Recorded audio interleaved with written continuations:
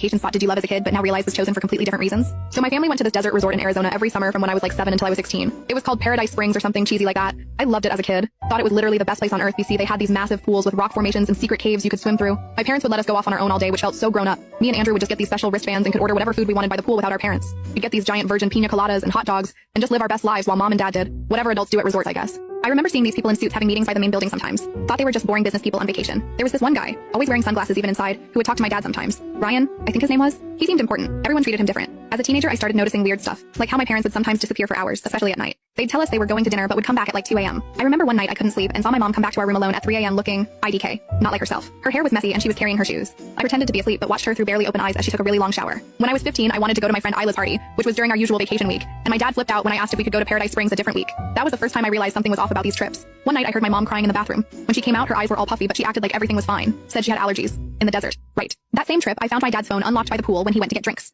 I know I shouldn't have, but I looked through his messages. There were tons from someone saved as just H with times and room numbers. Nothing else. Just like room 342, 11 p.m. or Cabana 5, 9:30 p.m. And my dad would just reply confirmed or sometimes Hannah can't make it, which was extra weird. BC, my mom's name isn't Hannah. I was confused if it didn't say anything. Then on our last night there was this big event in the main hall. All the adults dressed up fancy, and Andrew and I were told to stay in the room and order movies. But I was 16 and curious, so I snuck out after Andrew fell asleep. I went to the main hall and peeked through these big glass doors. It was filled with people in fancy clothes, but not like a normal party. Everyone was wearing these weird masks and there was no music, just quiet talking. I saw my dad talking to Ryan, both holding drinks.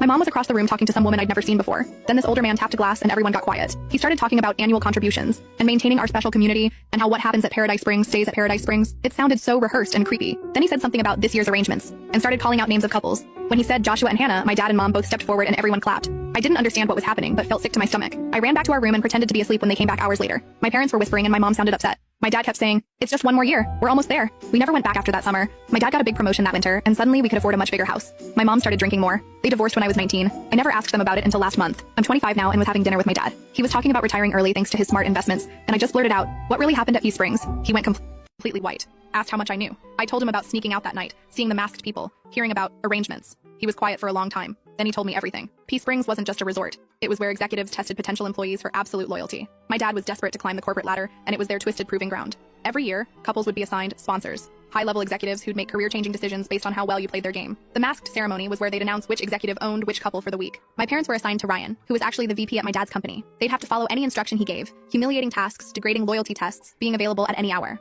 The codename Hannah was what they called my mom during these assignments. H was the handler who'd text the location of whatever new test Ryan had devised. My dad admitted they had to watch and participate in things that made them physically sick.